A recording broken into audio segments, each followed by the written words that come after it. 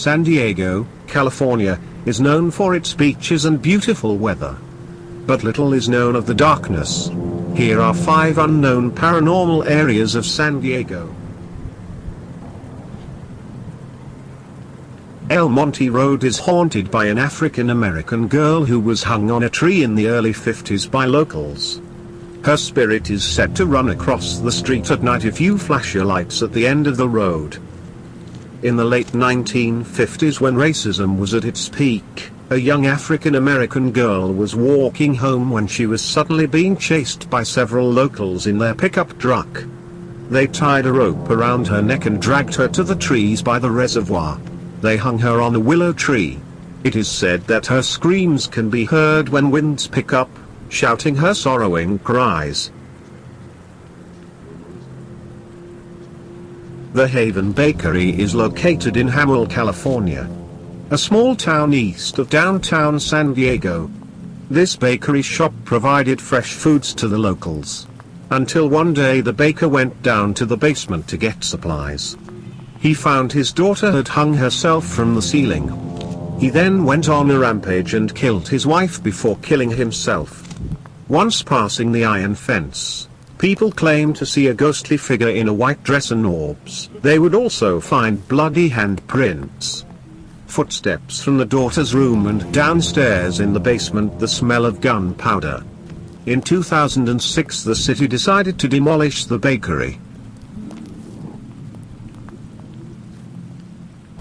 One of our news crews spotted some mysterious lights in the sky during last night's 11 o'clock news, and now we're trying to figure out what they were. UFOs, are they real or are they fake? Strange lights over the skies of San Diego. If you saw them last night, just about a half hour after midnight, you were not the only one. Yes. Wait a minute. Whoa! Guys, everyone out here! Guys, come here! Ryan, come look at With several United States Marine and Navy bases in San Diego County, it is certain that no known government aircraft can make the population question themselves to what is in the sky. With sightings from downtown all the way to the east, sightings have been reported as far into the mountains and deserts. The possibilities of a military cover-up is possible with an explanation of military testing. But a lot of San Diego is home to pilots and military veterans with years of knowledge in aviation.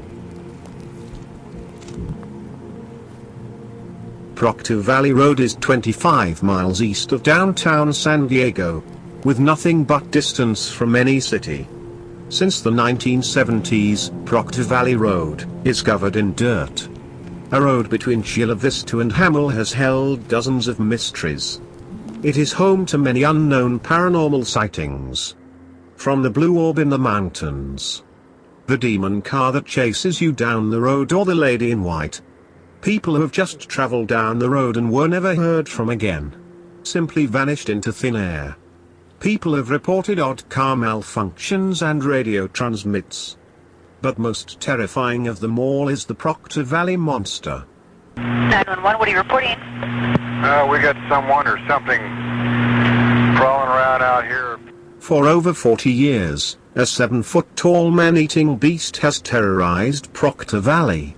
Most think it's a hoax. However, back in the 1980s, 2 kids went to visit the road.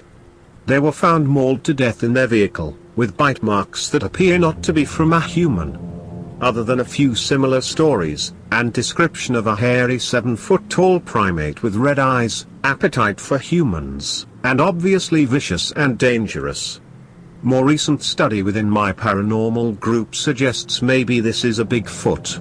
At the Bonita Museum of Natural History, a footprint of the mythical creature was found on the south base of Mount Miguel, the north rim of Proctor Valley, in 1971. Sergeant Doug Hughes of the San Diego County Sheriff's Department responded to a call of a man named Dr. Badger. Badger said what he described as a zombie as a large, upright, walking hairy creature in his front yard. On the front seat of his car, he had a loaded .44 Magnum revolver with a 6-inch barrel. One of the sightings involved 3 zombies, sighted by a whole family. The Badgers had made it a habit to never go out after dark, but one night they were out with the sun to call in their pet dog. In the dark the boy thought he saw the dog near a corner of the house and called out to it. Well, the dog came running back, but from a different corner, and what at first they thought was the dog turned out to be the smaller zombie. Apparently it had been laying down and it got up and stood and walked the opposite way, joining the other two, the larger male and female, and they all walked off into the brush. I don't know what it was, just that it ran across the yard. Okay. You've had problems in the neighborhood before? Yeah, my dog was killed here just recently. I don't know what it was. Whatever it is, it's running. I couldn't catch it if I was going to chase it. Get somebody out here.